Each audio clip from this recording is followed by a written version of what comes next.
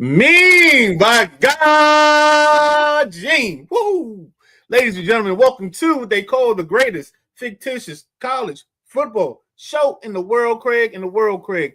We haven't been here in a while. We haven't done this in a minute, and I apologize, but time and things have happened, so we're trying to catch up right now. We're in a new season. We just started one. We just ended the season before that. We've had some changes made. We had some coaches added. With all of that being said, welcome to the show they call the Gridiron. It's on the Sideline Junkies Podcast Network. We do what we do. This is the greatest fictitious college football show in the world. And what we do is we talk about a show. We talk about a game that the users in the Sideline Junkies College Football 26 league have started up. I think we're on season 4. If memory serves me correctly, I could be corrected. And please, if you know the exact number of seasons, let me know. Because I'm not on the game, I just do the show. But we finished off the season. We had Oklahoma win it all. The user's name is Hollywood. I think we're in a place where we've had multiple champions. We haven't had a repeat champion yet. So it's just the way the league is going. It's the way the competition goes. We also had some coaches move, some things like that. But with that being said, I'm not here alone. I am the Midnight Rider, host of the Gridiron. Who I have with me is Coach Devon Powell, host of a show on the Sideline Junkies Podcast Network, Pretenders or Contenders. But he's also former coach of South Carolina, new coach at LSU. Coach, how you feeling today? Hey, man, I'm feeling good, man. Thank you for having me on the show today. Oh, no problem. Anytime, if you ask, I got to help you out. You know what I'm saying? You Right, want me to right. update everything? I'll update everything. There you go. There you go. It's real simple. But let's go back to last season real quick. I think it was Hollywood, and was it Alabama in the finals? Yeah. It was Hollywood and Dario, Oklahoma versus Alabama in the finals. Good game. Good game. Both teams, give them respect. They had a good season. It's actually my next two opponents. I got them back to back. I got Oklahoma this week coming up. I got to travel to Oklahoma, and then I got Alabama coming to Death Valley the week after. Man, I was just reading the comments, man. It looks like you guys got Murderers Row coming out because not just you, but there's a couple people that have straight up uses the first 3 or 4 weeks of the season. So they got to come out the gates ready to fight, ready to go, because you don't have much time to figure things out. Hey man, if you want to be the best, you got to play the best. That's No doubt exactly right. about it. We don't run from smoke. So you gotta be prepared, ready to go. And in my case, when you're part of the SEC, that's murderer's row in itself. It don't matter Exactly. which squad you got, where a team is ranked at any given any given Saturday, anything can happen. Okay. So let's do this. Let's update people on some things that's going on. Because you yourself was part of a big controversy going on. And as it looks like you made a transition or a move from South Carolina to another school. And that school is LSU. And here's the press release. Breaking news: LSU football. Coach Devon Powell, named LSU head coach, signs 3-year, $28 million guaranteed deal.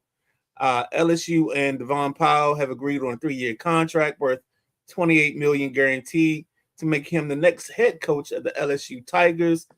LSU looks to usher in a new era as Coach Powell takes over as the new Tigers head coach. What was that conversation like? Making you leave South Carolina and go to LSU? Well, the landscape of college sports has changed, and these schools got to be willing to put the investment in on the program and the players. And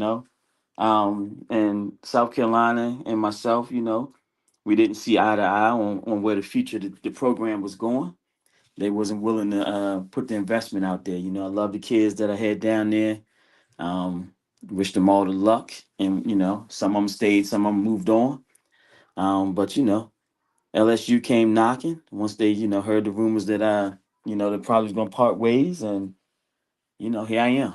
Got the family down in Baton Rouge. We still getting settled in, but we off to a great start already this year. We are 2-0 going into week 4 against our big matchup against the defending champs, and we ready to go. So looks like you got to LSU in style. A nice little PJ private jet. And you all decked out. Now, if you was, going to do this right, you should have probably had a little black with a purple tie or something like that. You know what I'm saying? Get the school colors going on your arrival outfit. But yeah, you probably right, but I thought I just wanted to look fly. Just get off. They sent the jet. I was back in my hometown in Maryland. And they sent the jet to pick me up and bring me on down the road. So I had to get on my suit. I'm not a suit and tie guy, but I was like, you know what, I'm gonna get decked out for this moment here. I know that's right. So let's take it this way. So you left South Carolina, you end up at LSU. What did you walk into in terms of talent at LSU? Well, LSU was coming off a rough year. They were 4-8 last year. Not up to the standards of the school and the program. And it was a mass exodus of players. They weren't happy with the direction that things were going in. Unfortunately, I came in at a time where I wasn't able to save most of those players and staying. But um, we got some great recruits in. We got a great recruiting class, great freshman class that came in. Was able to bring in a couple of transfers. Um, got so we building up. We building up. I was able to revamp the offense a little bit, bring some more speed in because this is a game of speed now. If you ain't got speed, you dead in the water. So and we improved the defense. Our defense is playing tremendous right now. Um, and we're still working out some kinks.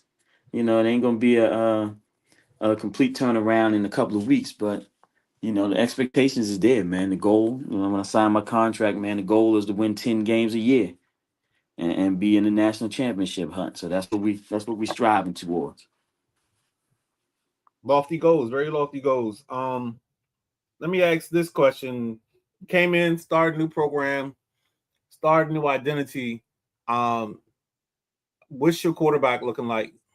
Because I feel like in college football, the quarterback is the key to everything. If you, as long as you got that spot figured out, I mean, it's the same thing in the pros, but if you have the quarterback figured out, you can kind of work around everything else. The quarterback is solid. We are in the process. I got a new offensive coordinator and a new defensive coordinator. This is their first year working with me.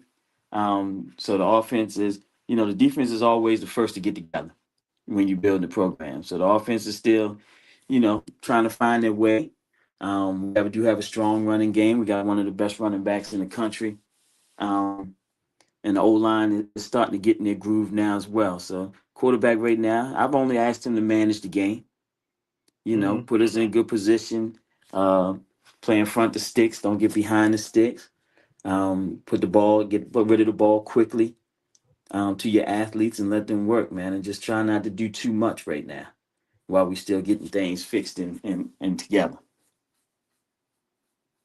All right, and then the other question I want to ask you is just um, results from your first two games.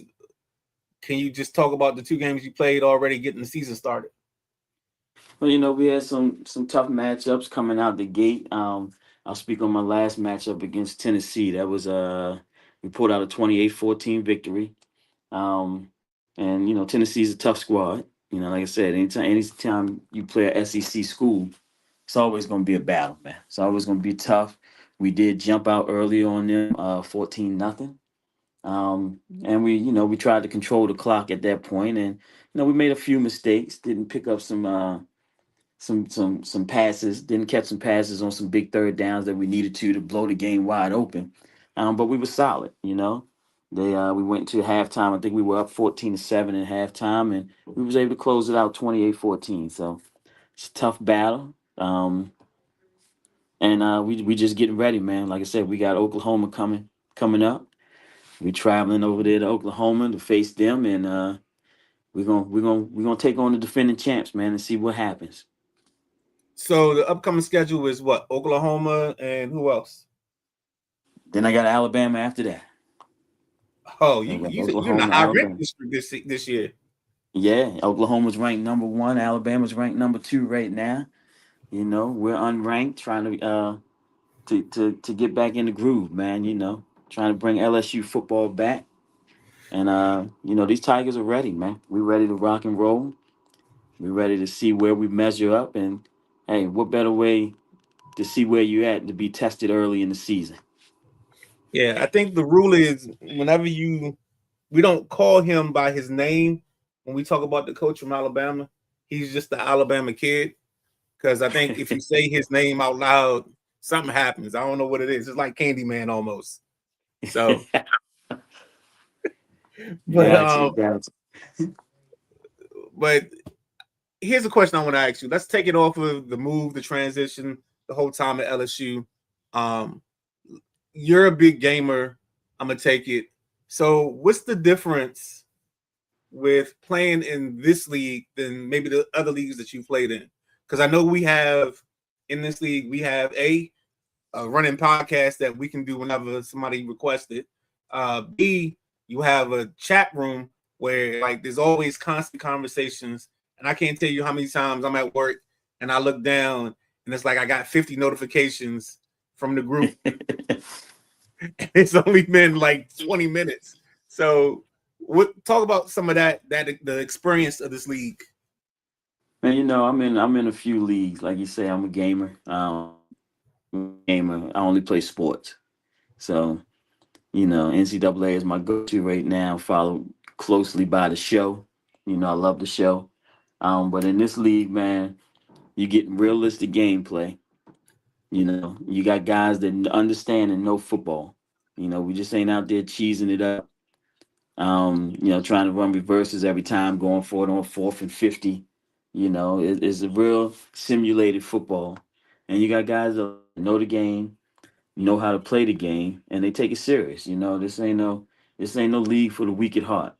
Um, we do got some young guys in the league that are getting their feet wet and doing big things, but we serious, man. And like you say, the group chat can get off the hook.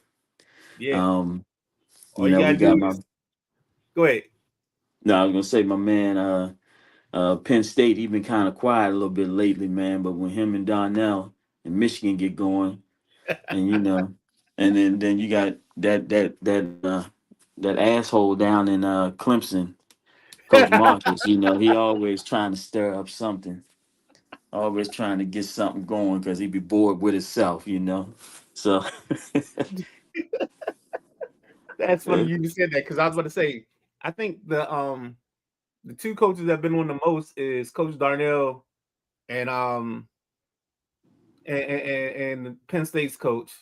Um, those are my dudes, man. When they get going talking oh yeah, trash, oh yeah. oh man, it's classic. It's classic, man. Look, And then I got sometimes, if go ahead. if I'm working or around anybody, I gotta be careful before I hit that message and play that message because they liable to say anything out their mouth. Exactly. Oh man, I sometimes I think it was a couple. It was probably about a month or two ago. I just knew if I said the right thing in the chat, I was gonna get Darnell going. And I just like, yeah, let me just drop this in. You know how you drop the joint in and just close the door and run away? Yeah, Uh-huh.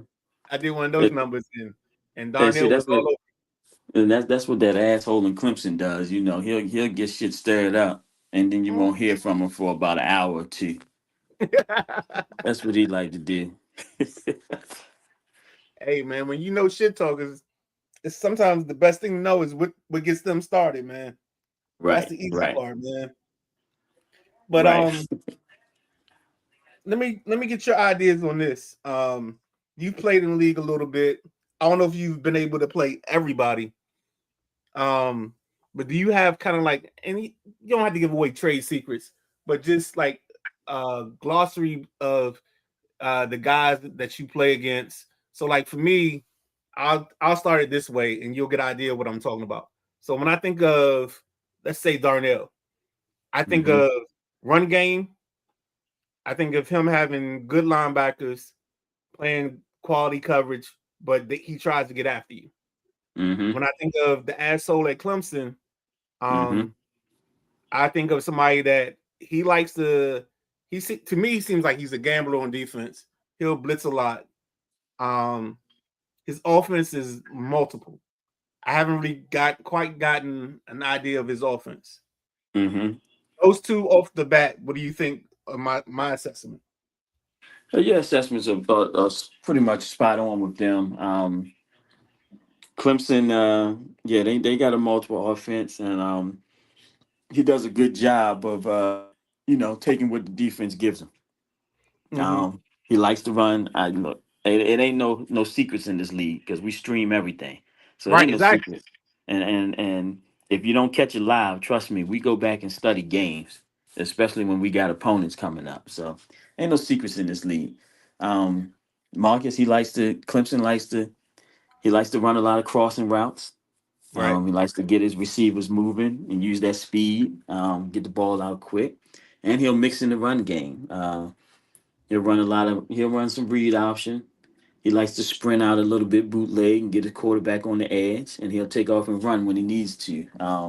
So yeah, you spot on with that. I haven't got the chance to play Darnell yet, but I've watched a lot of his games, and you spot on with that one. Haven't played Penn State yet, but Penn State loves to run the ball. Yeah, Um, Penn State.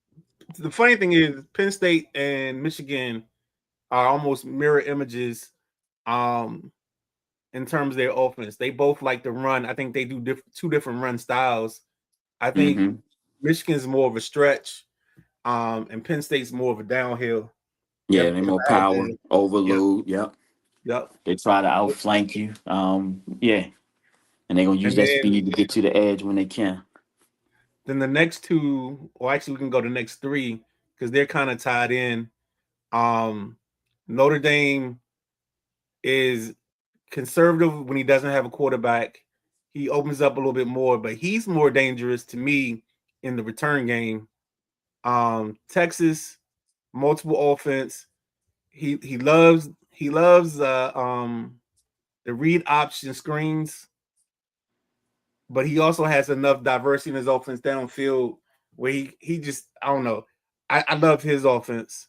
Um, and then Memphis, that's our 8-year old prodigy. Um, from what I've seen of him, he's a little bit like his dad, who's the Texas coach.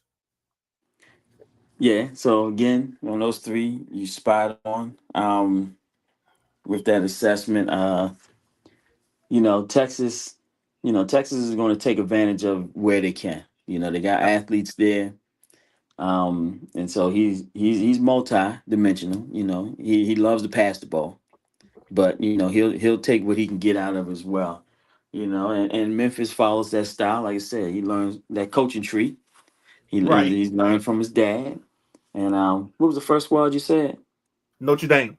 Oh, Notre Dame. Well, Notre Dame, their coach needs to be under investigation. Um, he got some illegal stuff going on. I don't know what it is. Um, you know, if you remember the movie Johnny Be Good, right? Remember the movie Right. Johnny Be Good? And you remember when they went out to the fake USC Uh-huh. uh, out in California, and they had the steroid. They had the steroid function down in the facility. Mm-hmm. That's what Notre Dame is doing, man. So I'm putting it out there. I'm like the Lane Kiffin of the league, man. I'm gonna put it out there. Notre Dame needs to be investigated. Uh, Coach Does he? KG, he has some illegal recruiting things going on, man, and I just don't know about that guy. I know he had. I don't know if he's still eligible, but he had a fullback, Mark Edwards. I think it was. He's like 6'3", 265 or something like that. Like he was created in a lab, man. Where's number Right, and 44? and Camus was running a 4.5 40. Now Right, where's right. that legal at? That ain't even possible. Genetics ain't even made up like that. So that's what I'm saying. They down in the lab creating players over there, man. And I've even caught him threatening coaches, man. He's threatening coaches, man, on the recruiting trail, and told him to leave his players alone and he trying to recruit stuff. Something needs to happen there, man. NCAA, they need to investigate this guy. I hear you, man. I hear you. He also talks bad about kids, telling people they a bad kid, and then all of a sudden they end up at his program. Right, right. He putting drug allocations out there. You would think it seems like he puts information out there like right before the draft. Right, right, right. A couple of days before the draft, man, and you hear all these allegations about kids having bad social lives and all kinds of stuff, man. He's doing the same thing. He's putting drugs on these kids, man, and I'm gonna file a defamation lawsuit against him for doing stuff like this, man, because the guy is out of control. He's out of I control. mean, it's crazy that you can go out and say these things and not have any backlash, but still Exactly. recruit the kid and still recruit the kid. It's Well, like when you're he part of the released board of directors, man, you're part of the right. board, the decision making, man. This guy needs to be investigated, man. I just don't understand it. So who else we have left? So we have is Oregon State still a user team? Yeah, Oregon State is still there. I got them on the schedule this year as well. So Um, always when I think of Oregon State's team, I think of I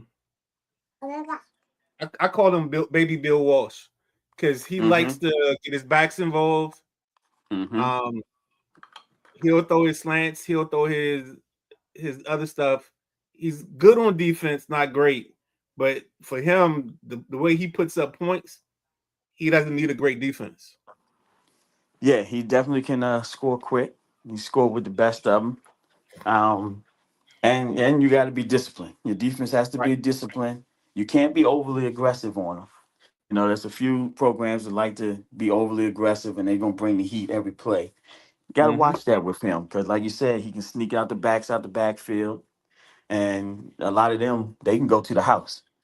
Right. So he's over there on the other side of the world where he don't have to fight too many people for recruits. So he's getting Right. some of the best of the best over there. So you gotta watch him, real sneaky.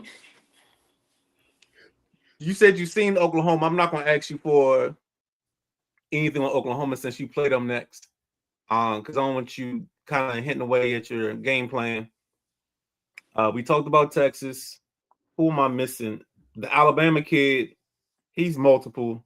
But he's You got also he's the Jim Kelly of the league because I think he's finished second like 4 or 5 times over the last two versions of the game. I don't think he's ever won a championship. I'm trying to think. Did he win year two? I can't remember if he won one or not. I know Oregon State 1 year too, and Maybe, maybe, yeah, maybe. Yeah, I had a good battle, man, with Alabama 2 seasons ago at South Carolina, and we actually had the game won, and he scored towards the end of the game, man, and I think his final score was 21-20, 22-20. It's a great game, um, but we let him off the hook, right, and we didn't close it out when we should have. But yeah, he's one of those guys, man. Alabama's gonna get great recruits. They're right. gonna get the athletes, and you got to try to find a way to slow them down. So that's I gonna be think a I got tough matchup. everybody. I think I got everybody. Yeah. No, we Oh missed. no, Oregon. We missed. We got Oregon. We got Miami. With Modis out there in Miami. You know what? That's the one I don't have a book on yet. He does a little bit of everything. I haven't figured out, and it's partially because I haven't been able to catch him every time he plays. He's definitely one of Man, he has a talented squad, and he mixes it up a lot. but he's Okay. probably the luckiest son of a bastard in the league. You know, he Yeah. gets some things that happen, man, and you be like, oh my gosh, how did he get away with that? Mm, Just this week's game, man, he won the game, scored with 3 seconds left gotcha. on a deep bomb and won the game. So, you know, he's solid though. He's been in the championship or in the semifinals the last 2 years, last 2 seasons. So he's a tough one. You gotta try to figure him out, man. Him in Oklahoma, you know, they probably are two of the best in the league defensive wise at shutting everything that you can throw at them down. It Right. seems like no matter what you do, when you think you got the right play call, they got a better defense call. So yeah, you got to watch them too, man. They're pretty good defensively, and we talk a lot about offense on here, but defensive wise, those guys seem to be in the right spot at the right time every single time. That's what's up. Now Mhm. you said something. I'm a I'm gonna close out the football conversation we had because you said something about a game that used to be true and dear and near to my heart, and that's MLB The Show. Um, so we're gonna spend this last 3 minutes that we got left talking about the show. What version or what style do you play on the show? Do you do um what was it, the road to the show? Do you do the Diamond Classic? I think it's called the Diamond Classic, where you play people and everybody like kind of makes up their own team of superstars. Like, what's your way to play the game? So let me tell you something. In this year's version and last year's version, I've only played Road to the Show.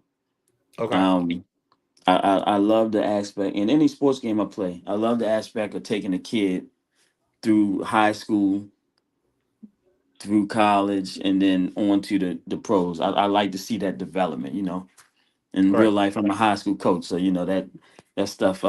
It excites me. I love that part of the game, and I love when the games, you know, have that function in there. That's why I like NCAA so much. Is because that function is there, where you can start off in high school and then work your way up through college. Um, but yeah, Road to the Show. I love playing that mode. Like I said, the last 2 years, and I get the show every year. The last 2 years, I didn't even touch a dynasty game or I didn't have no squads where I had to control the whole squad. I Hmm. love the Road to the Show model. I love that model that they got in baseball.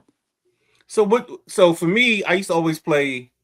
I always played well because I played in high school. I played first base, but in Road to the Show, I played either first or right field, and it was mostly because I could speed because you don't get that much action in Road to the Show.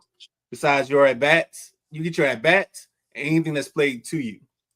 Mm-hmm. And I figured out that at first base, you win the game too much because any throw going to first, all that is all you.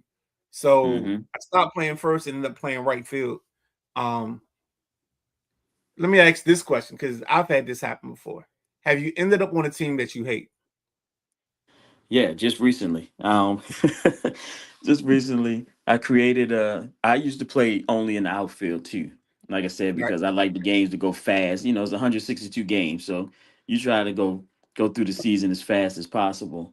Um, so I only play in the outfield because you don't get that much work. But right. lately, the last version and all of this year's version, I've only played shortstop because I Okay. like that action. Um, and so that has uh that has made me like I don't know more involved in the game. Like I've gotten all excited all over again for the game, looking at it from a different aspect. But yeah, when I went through high school and I went to college, I got drafted in the first round, eighth pick, and I got drafted by the Oakland A's. So Yeah. I never liked Oakland. I was a big Ricky Henderson fan growing up, but I never liked Oakland. Didn't like Jose Canseco, you know, so deaf to Oakland. But they drafted me.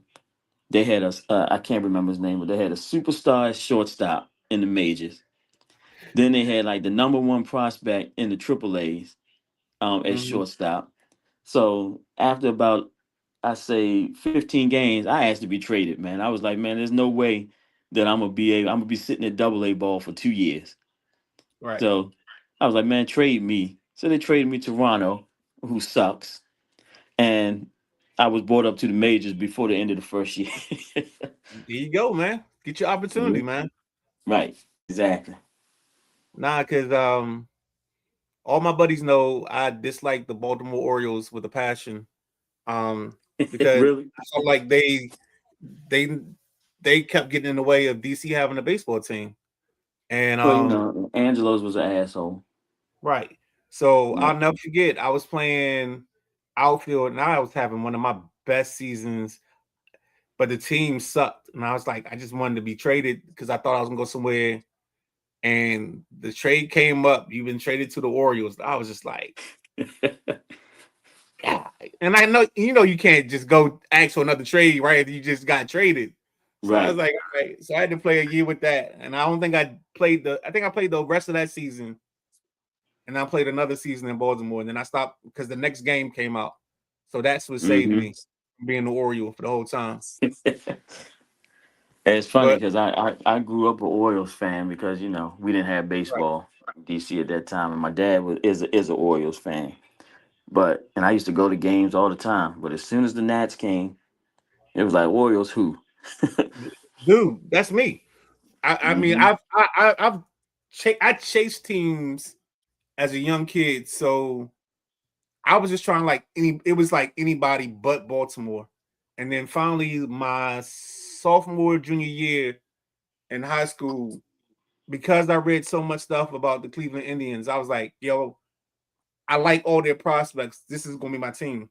And then it didn't hurt that the movie Major League did just come out. Oh So yeah, that's my like movie. it was like all one and the same, So I was just like, boom. So I like Cleveland from like 92 till about 2007, 2008. So Hmm. yeah, that's what's up. Coach, this has been fun, man. Um, I told you all we gotta do is put the clock on, baby. We'll make it Oh yeah, happen. oh yeah, we'll get it Um, done. but thank you for jumping in. I'm gonna catch you next time. Good luck on the rest of your season. This is before we go, anything you want to plug? And this could be football wise, or this could be on the network that you got coming up.